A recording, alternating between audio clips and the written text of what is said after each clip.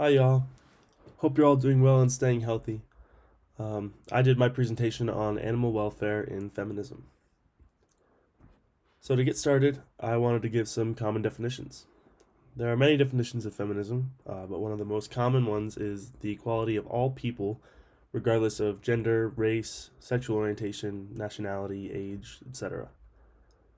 Another common but more inclusive definition is just the equality of all living beings.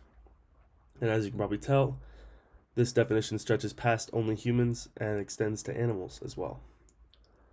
And then finally, animal welfare is defined as respect for the general well being of non human animals. So, why are we even talking about animal welfare? For starters, there are very clear parallels between the oppression and subordination of animals and the oppression and subordination of women. Both situations seem to stem from the patriarchy, which is why this becomes a feminist debate. Additionally, animal welfare is basically just caring about how animals are treated, which is something we should all care about. The dividing argument between feminists on this topic is whether animal welfare is a priority to modern feminist movements. It's not a debate of pro animal welfare versus anti animal welfare, but rather determining what should be prioritized and included in feminism. The first side of this debate represents the pro inclusion of animal welfare. Their main argument is that feminism as a whole has ignored the issues of animals. Throughout history, the feminist movement has focused its energies on fronts such as voting rights, the wage gap, or queer rights, but rarely has the feminist movement considered animal rights and how they impact marginalized groups. This side also argues that since intersectionality is widely accepted among feminists today, it shouldn't be hard to understand how animal welfare can be incorporated into an intersectional framework. Finally, the last main point made by feminists on this side is that the state of animals, and subsequently the state of the environment, has a significant impact on the well-being of humans. There is evidence that shows how women and other marginalized groups are more greatly negatively affected by climate change than men. For example, in Alison Jagger's Living with Contradictions, which we read near the beginning of the semester, she discusses how in many parts of the world, when resources are scarce due to environmental degradation, what resources are available are given to the men first. Malnutrition and starvation affect women and girls worldwide far more severely than men and boys because more of the available food is given to males. Now I'm going to show a video of a presentation by Carolina Scoron, who is an animal rights advocate. In this video, she's presenting information which shows the parallels between the objectification of women and animals in an attempt to unify the two movements. It's a slightly long segment of her presentation, but I think it's a great addition to this side of the debate. We women share a common burden with animals, and I will show you examples of this. And we have the same enemy, which is patriarchy. We also have the same goal, which is ultimately freedom from suffering and its dignity and respect for all. So therefore, solidarity between our movements is necessary for both of the movements to achieve our goals. The interconnections I will talk about include objectification, violence, language which connects the two. It's like a kind of bridge between objectification and violence. And finally, inconvenience. This is just a division that I've created, but I'm sure there are many others which are just as good. So I'm sure there are also many other arguments that I won't mention here that you will have and can add maybe in the Q&A session. So I will begin with objectification. In general, those who are stronger take away the subjectivity of those who are weaker. And the very fact that they are weaker is an excuse to use them. So in society, men in general objectify women, and people in general objectify animals. So patriarchy and speciesism is very connected. And it is mainly bodies which are objectified. So in society, you can observe that women are often portrayed as sexual objects publicly in society. And female bodies are used to advertise anything that you can imagine, from beer, cars, to suits. I will show you some examples of this. And female body parts are often shown up close in these commercials, as if that the women that they belong to aren't actually human, but only consist of these body parts. So women as props, as hostesses, sexualized women in music videos are all something you've seen before, I'm sure. And when I present this to a feminist audience, this is something they're very aware of. And I will next make the analogy to animals. So women are judged by their looks mainly, or first of all as a body and later as a human being. They're judged by their looks, by whether or not they are mothers, whether they're in age still attractive for men, and also historically how useful they are, so whether they can cook, clean, and so on. Here are some examples of commercials that I just spoke about with women being objectified as sexual objects. The first one is actually quite shocking. It means in Polish, she knows what will be in her mouth in a second. And the good news is that this commercial, the company who made this commercial had to pay a fine for it and had to apologize publicly. But these other commercials you will see, nobody has had to apologize for them. And they're considered as something normal or something we are used to in many, many countries around the world.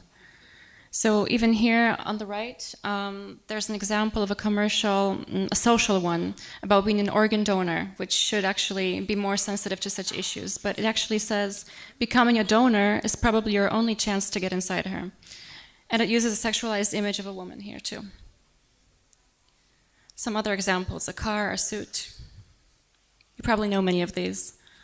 And here, a vodka commercial, and on the right, believe it or not, it's a meat shop commercial. So when I speak to feminists who are well aware of this, I say, analogically, don't you think that animals are treated like things by humans in society? They can be consumed, they can be used for clothing, for fur, for painful experiments, for entertainment in SeaWorld, circuses, zoos, you name it. And ironically, they also appear in commercials as the happy animals, the happy chickens, happy cows, who only dream of being eaten, of being used as things, as objects. So what I'm saying here is that both animals and women live in systems of violence in which their bodies serve somebody else. And this is visible even in our pop culture and our commercials. And I argue when I speak to feminists that by allowing any single group to be objectified, we actually agree to the process of objectification itself, which means that even if one day for women this ends and remains for animals, it will surely come back one day, if not for women, then for other groups, because we then agree to the process itself in society. Here are some advertisements that actually manage to offend both animals and women. And believe it or not, the one at the top, the far right, is a website of a slaughterhouse, a chicken slaughterhouse in Poland, with a sexualized image of a woman there. So, just to prove the point. Of course, we all wish it was more like this, where animals are shown as conscious sentient beings. The other side of this argument, as I said before, does not argue that animal welfare is something that isn't worth fighting for. They're anti-inclusion of animal welfare into feminism. It has been more difficult to find information on this side, most likely because it's a less popular stance. However, there are several different reasonings for this viewpoint which I have been able to find. The most obvious is that there are other areas of feminism that deserve more attention. Feminists on this side don't see it as a direct benefit to the fight for equality among humans, and therefore it takes away energy which could be focused on other areas. Another argument is that vegetarianism or veganism, which are recommended by many ecofeminists and animal welfare advocates, are not practical ways of life for many people. The basis of this argument is simply that many people are not as well off or healthy enough to restrict their diets in such a way. Additionally, many people find the close comparison of women and animals to be a step in the wrong direction. While men may treat women in similar ways that they treat animals, basing an argument off of this fact can be a little dehumanizing. The strive for women's equality should lead with how women are not inferior, but portraying how they are compared to animals could give off a different message.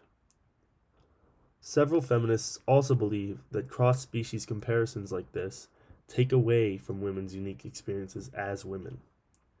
They emphasize that there are in fact differences between the oppression of women and the oppression of animals. By relating women's experiences to the experiences of animals, they are ignoring every factor that contributes to the individual lives of not only women, but animals as well. That's why these feminists believe that feminism and animal welfare should be separate movements. In their eyes, this would help both feminists and animal welfare advocates to focus their energies on their own goals and to avoid any conflicts which could result in backtracking within either movement. I now want to clearly discuss the costs and benefits of including animal welfare in the feminist movement. First off, incorporating animal rights acknowledges the arguments brought forth by ecofeminists. Ignoring ecofeminists would seem to contradict the goal of feminism, which is to give women a voice. Additionally, there is evidence that shows that those who support the inclusion of animal rights are more likely to help combat climate change. As I discussed before with Alison Jagger's example, the deterioration of the environment has a great potential to negatively impact women and other marginalized groups.